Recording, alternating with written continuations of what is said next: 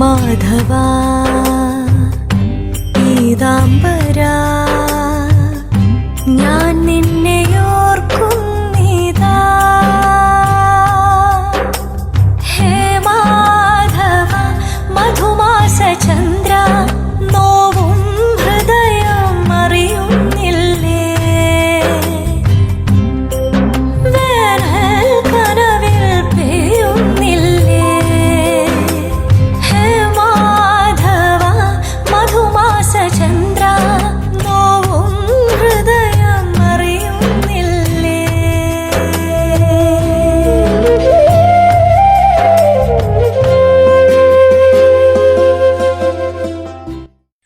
തനിക്ക് എല്ലാ കാര്യത്തെക്കുറിച്ചും നല്ല അറിവും കാഴ്ചപ്പാടുമുണ്ട്. ഓഫീസ് കാര്യങ്ങളും ഭംഗിയായിട്ട് ചെയ്യുന്നുണ്ട്. Thank you sir. എല്ലാം ഭഗവാന്റെ അനുഗ്രഹം. നമ്മൾ ചെയ്യുന്ന കാര്യങ്ങൾ നന്മയുള്ളതാവുന്നതും അത് മറ്റുള്ളവർക്ക് ഇഷ്ടപ്പെടുന്നതും എല്ലാം ഈശ്വരന്റെ അനുഗ്രഹം കൊണ്ടാണെന്ന് ഞാൻ വിശ്വസിക്കുന്നത്. അതെനിക്ക് ഉറപ്പില്ല. മീര ചെയ്യുന്നതും പറയുന്നതും എല്ലാം നന്നാവുന്നത് മീരയുടെ കഴിവാണെന്നാണ് ഞാൻ വിശ്വസിക്കുന്നത്. എങ്കിലും താൻ പറയുന്നത് കേൾക്കുമ്പോൾ ഒന്ന് തർക്കിക്കാൻ പോലും തോന്നാത്ത രീതിയിൽ താനത് കൺവിൻസ് ചെയ്യുന്നുണ്ട്. ഓക്കെ, എന്നാ താൻ പൊക്കോളൂ. Okay sir.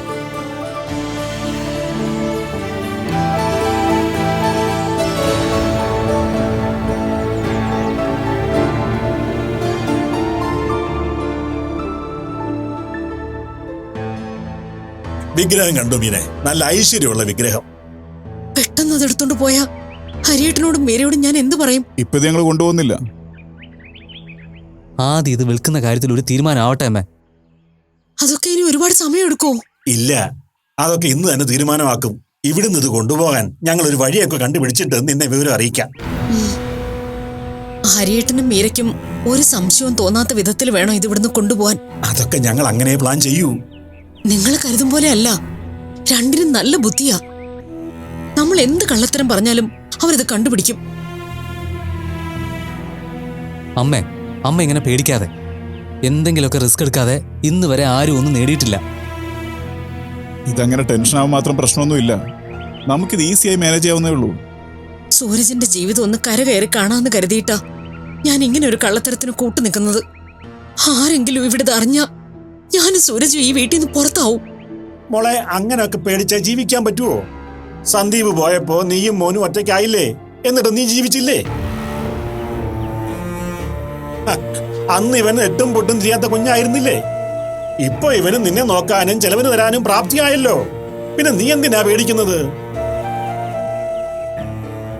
കള്ളത്തരം കാണിക്കാനും ആൾക്കാരെ പറ്റിക്കാനും തീരെ അറിയാത്ത ആളൊന്നും അല്ലല്ലോ നീ.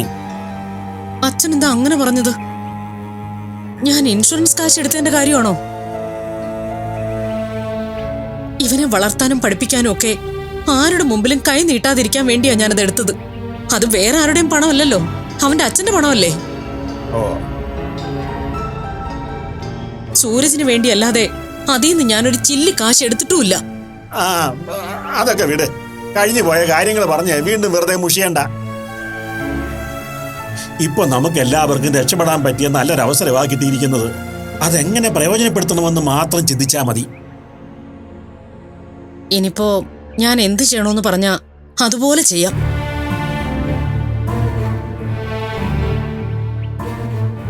പക്ഷേ നമ്മളാണ് ഇതിന് പിന്നിലെന്ന് ഹരിയേട്ടനും മീരയും ഒരിക്കലും അറിയാത്ത രീതിയിലെ എന്താണെങ്കിലും പ്ലാൻ ചെയ്യാവൂ. അതൊക്കെ അങ്ങനെ ചെയ്യൂ. നമ്മൾ ചെയ്യുന്നതെല്ലാം വെൽ പ്ലാനോടായിരിക്കും. ആന്റി ഒന്നോർത്ത് പേടിക്കണ്ട. എന്റെ ടെൻഷൻ ഞാൻ പറഞ്ഞതേ ഉള്ളൂ മനു. അല്ല, മനുവിന്റെ വീട് എവിടെയാ? ശരിക്കും വീട് ഇടുക്കിയില്ല, രാജകുമാരി. ഇവിടെ പഠിക്കുന്ന സമയത്ത് വന്നതാ. വീട്ടില് ചേട്ടനും അച്ഛനുമായിട്ട് ഞാൻ അത്ര ടേംസിലല്ല, അതുകൊണ്ട് വീട്ടിൽ പോകാറില്ല. ഓ, നീ ആ നാട്ടുകാരനായിരുന്നോ? അതൊന്നും ഇതുവരെ പറഞ്ഞിരുന്നില്ലല്ലോ. എന്നോട് ചോദിച്ചില്ലല്ലോ. ആന്റി ഇപ്പൊ ചോദിച്ചോണ്ട് പറഞ്ഞതല്ലേ. അച്ഛനും ചേട്ടനും അങ്ങനെയാണെങ്കിലും അമ്മയെ കാണാൻ പോണ്ടേ? അമ്മ മരിച്ചുപോയി. ഏട്ടന്റെ വൈഫ് ഒരു ടൈപ്പാ. അവിടെ കുറച്ച് സ്ഥലമുണ്ട്, ഏലവും കാപ്പിയും കൃഷിയുണ്ട്. അതിന് എനിക്ക് കൂടി വീതം വെച്ച് തരേണ്ടി വരുമല്ലോ എന്ന് കരുതിയിട്ടായിരിക്കും ഏടത്തി എന്നെ അവിടുന്ന് ഓടിക്കാൻ ശ്രമിക്കുന്നത്. നമ്മളെ വേണ്ടാത്ത സ്ഥലത്ത് കടിച്ചു തൂങ്ങി നിൽക്കാൻ താല്പര്യമില്ലാത്തതുകൊണ്ട് ഞാൻ ഇവിടെ തന്നെ അങ്ങ് നിൽക്കും. അപ്പോ അച്ഛനും ചേട്ടനും അല്ല പ്രശ്നം, ഏട്ടത്തിയല്ലേ? ഏടത്തി ഓരോന്ന് പറയുന്നത് കേട്ടാ അവരെന്നോട് വഴക്കുണ്ടാക്കുന്നത്. ഞാൻ പറയുന്നത് അവരോട്ട് വിശ്വസിക്കാൻ തയ്യാറാവുന്നുമില്ല. ഓരോ ജീവിതത്തിലും ഓരോ പ്രശ്നങ്ങളല്ലേ. ഇവിടെ പല ജോലികൾ ചെയ്താ ഞാൻ നിൽക്കുന്നത്. ഇത് ഞാൻ തേടി പോവാതെ എൻ്റെ അടുത്തേക്ക് വന്ന ജോലിയാ. ഇതിലൊന്ന് രക്ഷപ്പെട്ടിട്ട് വേണം നെഞ്ചു വിരിച്ച് വീട്ടിൽ ചെന്ന് കയറാൻ. എടാ, നീ പറയുന്നത് കേട്ടാ നിന്നെ പോലൊരു പാവം പയ്യൻ ഈ കേരളത്തിൽ ഇല്ലെന്ന് തോന്നുമല്ലോ. ഇവൻ ലോക കള്ളനാ. നാട്ടിൽ ഇവൻ എന്തൊക്കെ കുഴപ്പങ്ങളാ ഒപ്പിച്ചിട്ട് മുങ്ങിയതെന്ന് അവിടെ പോയി അന്വേഷിച്ചാ അറിയാം. ഇവിടെ സകല തരികട പരിപാടികളും ചെയ്താ ഇവൻ നിൽക്കുന്നത്. മിക്കവാറും ആ ചേട്ടത്തിയുടെ മാലയോ വളയോ അടിച്ചോണ്ടായിരിക്കും ഇവൻ ഇങ്ങോട്ട് പോകുന്നത്. അല്ല, അതാണല്ലോ അതിന്റെ ഒരു രീതി.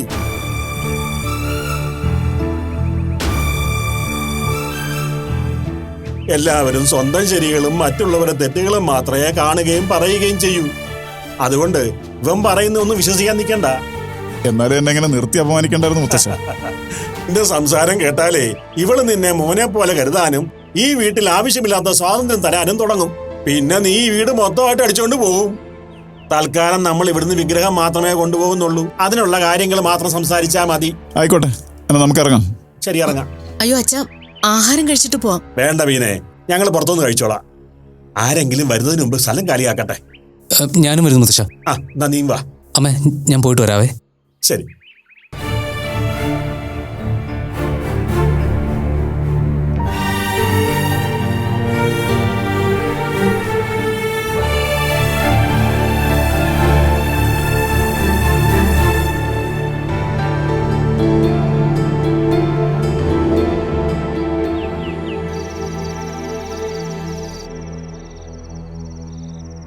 പെണ്ണ് കാണലായി. ഇനി നിശ്ചയം, കല്യാണം എല്ലാം പെട്ടെന്നിങ്ങ് വരും. പെട്ടെന്നെല്ലാം നടന്നു കിട്ടിയാൽ മതിയായിരുന്നു. വിസ്മയം വലിയ സന്തോഷത്തിലാ. സമയമാകുമ്പോ അതങ്ങ് നടക്കും. ആദർശിന്റെ വിവാഹം ഗംഭീരമാക്കണം. ഉറപ്പായും അങ്ങനെ വേണമല്ലോ.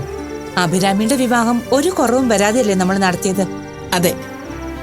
അമ്മേ, അമ്മ പോയി ഇങ്ങനെയൊക്കെ ചെയ്യുമെന്ന് ഞാൻ കരുതിയില്ല. നീ എന്താ ഒന്നും അറിയാത്ത പോലെ സംസാരിക്കുന്നേ?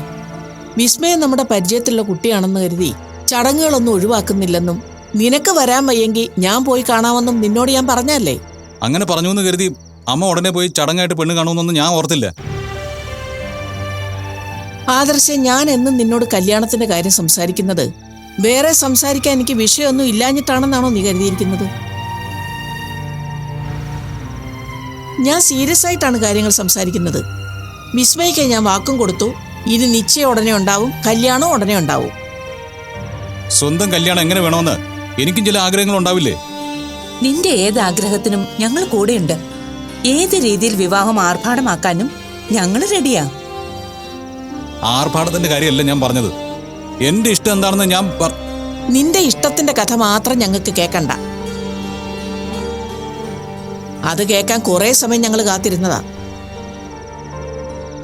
അമ്മ ഇങ്ങനെയൊക്കെ ചെയ്തിട്ട് അവസാനം അനുഭവിക്കേണ്ടി വരുന്നത് ആ പെൺകുട്ടിയായിരിക്കും. ഞാൻ പറഞ്ഞില്ല എന്ന് വേണ്ട. ഇവനെന്താ ഇങ്ങനെയൊക്കെ പറഞ്ഞിട്ട് പോകുന്നത്? അവന്റെ മനസ്സിൽ എന്തോ ഉണ്ട്. അത് പറയാതെ നമ്മൾ എങ്ങനെ അറിയാനാ? ഇതിപ്പോ അവൻ പറഞ്ഞത് വിസ്മയെ നിർബന്ധിച്ച് കല്യാണം കഴിപ്പിച്ച അവൻ അവളെ സ്നേഹിക്കാൻ പറ്റില്ലെന്നായിരിക്കും അല്ലേ? അറിയില്ല.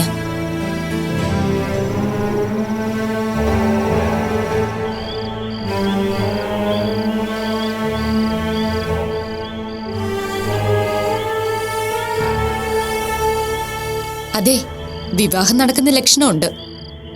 ആദർശിന്റെ അമ്മ വന്ന് എന്നെ പെണ്ണ് കണ്ടു. ഇല്ല, അയാള് വന്നില്ല. എന്താകുമെന്ന് എനിക്കറിയില്ല. കല്യാണം ഒന്ന് കഴിഞ്ഞു കിട്ടിയാ കാര്യങ്ങൾ പ്ലാൻ ചെയ്ത പോലെ നടക്കും. എന്റെ കഴിവിന്റെ പരമാവധി ഞാൻ ശ്രമിക്കുന്നുണ്ട്. വേറൊരു വഴിയില്ലാത്തോണ്ടാ ഞാൻ ഇങ്ങനെയൊക്കെ ചെയ്യുന്നത്. അതെ, നമുക്ക് നോക്കാം. ആ, പിന്നെ ശ്രദ്ധിക്കണം, ഒരു കാരണവശാലും ആരും ഒന്നും അറിയരുത്. ശരി, ടേക്ക് കെയർ.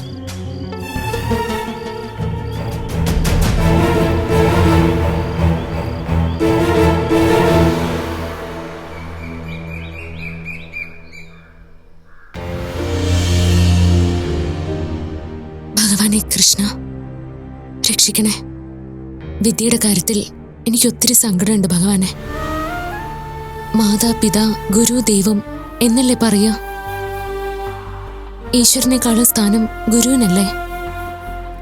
ഗുരുക്കന്മാരായവര് എന്തെങ്ങനെ ദുഷ്ടന്മാരാവുന്നേ? ഈശ്വരസ്ഥാനമുള്ളവര് രാക്ഷസന്മാരാവുന്നത് എന്താ? ഈ ലോകത്ത് ഇത്രയും അനീതി എന്താ ഭഗവാനെ? രക്ഷിക്കണേ ഭഗവാനെ. വിദ്യയെ ഈ പ്രശ്നങ്ങളിൽ നിന്നെല്ലാം രക്ഷിക്കണേ. ആ പ്രൊഫസറുടെ ശല്യം എങ്ങനെ അവസാനിപ്പിക്കണേ?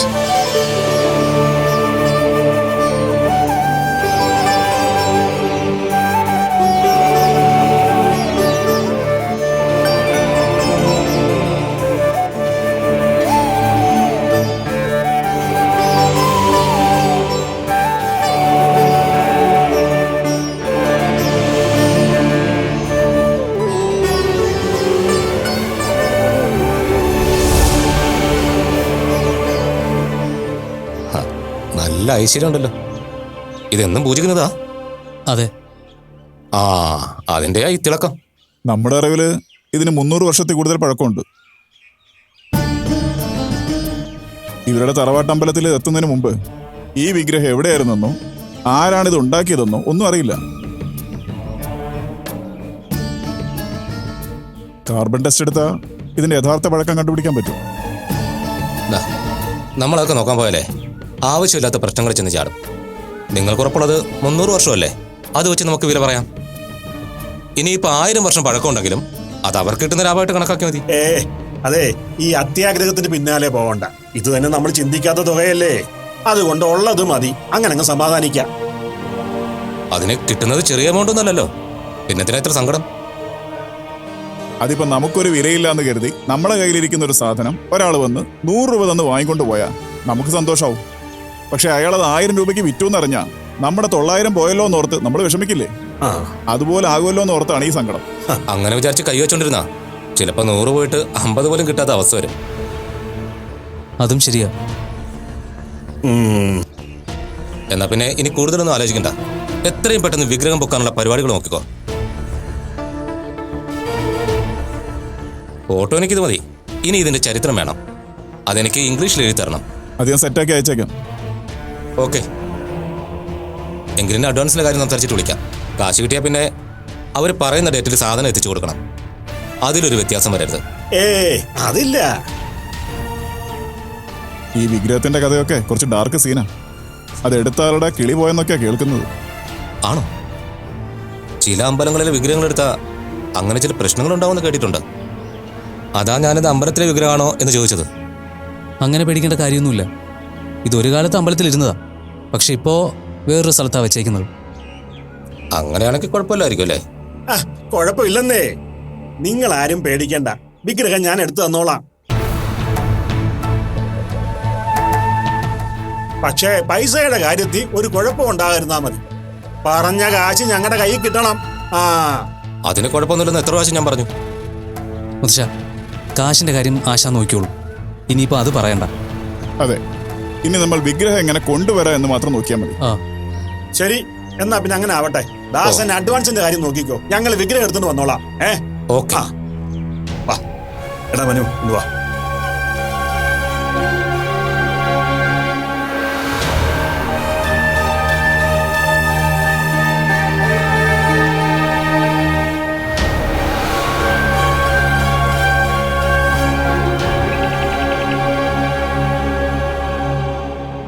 ആദർശ് വരില്ല എന്ന് പറഞ്ഞു.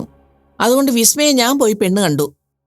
എന്നാലോ അതെങ്ങനാ ചേച്ചി ആദർശില്ലാതെ പെണ്ണ് കാണാൻ പോകുന്നത്? ഞാൻ പോയി കണ്ടു, കാര്യങ്ങൾ പറഞ്ഞു. വിദേശത്തുള്ള മക്കൾക്ക് വേണ്ടി ഇവിടെ അച്ഛനമ്മമാര് പോയി പെണ്ണ് കണ്ട് ഉറപ്പിക്കാറില്ലേ? അതുപോലെ അങ്ങോട്ട് കരുതിയാ മതി. എന്നാലും അത് ഇത്തിരി കടന്ന കൈയായിപ്പോയി. അതൊന്നും സാരമില്ല. ഇനി എത്രയും പെട്ടെന്ന് വിവാഹത്തിലേക്ക് കാര്യങ്ങൾ അടുപ്പിക്കണം. ഇങ്ങനെ ധൃതി വെക്കണ്ട ചേച്ചി, നമുക്ക് 6 മാസം സമയമുണ്ടല്ലോ. ഒരു കാര്യം തീരുമാനിച്ചാൽ പിന്നെ അതങ്ങ് ചെയ്തു തീർക്കണം. വെറുതെ സമയമുണ്ടെന്ന് പറഞ്ഞ് താമസിപ്പിക്കരുത്. അല്ല, ആദർശിനെ കൂടെ സമ്മതിപ്പിച്ചിട്ട് മുന്നോട്ട് പോകുന്നതല്ലേ ചേച്ചി നല്ലത്? ഞാനും അങ്ങനെയൊക്കെ കരുതിയതാ, പക്ഷെ അത് നടക്കുന്ന ലക്ഷണമില്ല. നമുക്കിനി ഈ വഴിക്കൊന്ന് ശ്രമിച്ചു നോക്കാം. മഹി, ഞാൻ പറയുന്നത് പോലെ എന്റെ കൂടെ ഒന്ന് നിന്ന് തന്നാ മതി. ശരി ചേച്ചി, ഞാൻ എന്താ ചെയ്യേണ്ടതെന്ന് ചേച്ചി പറഞ്ഞാൽ മതി, ഞാൻ അതുപോലെ ചെയ്തോളാം. ആ അത് മതി. എന്നാ ഇറങ്ങട്ടെ ചേച്ചി. ഓ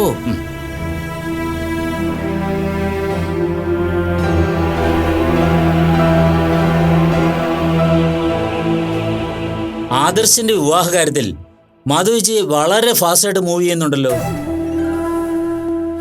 വിവാഹം ഇപ്പം വേണ്ട, താല്പര്യമില്ല എന്നൊക്കെ ആദർശ് പറഞ്ഞിട്ട് ഇപ്പൊ എന്താ മാധവിജി ഇങ്ങനെയൊക്കെ ചെയ്യുന്നത്?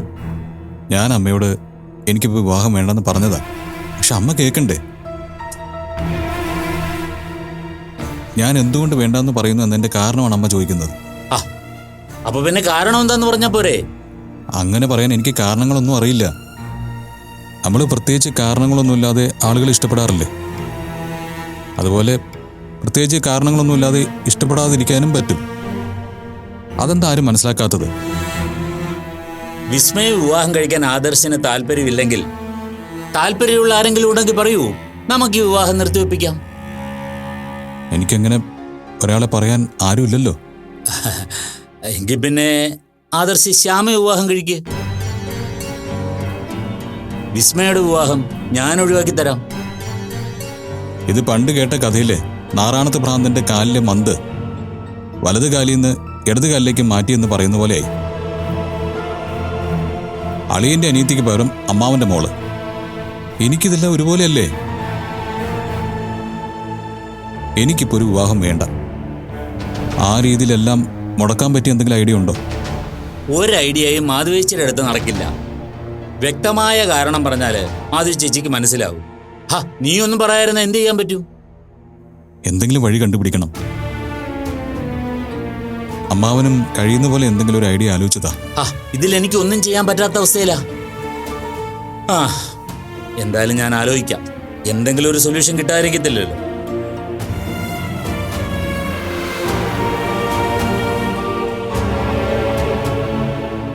വിഗ്രഹം ഇന്ന് തന്നെ ഇവിടുന്ന് കൊണ്ടുപോകണം.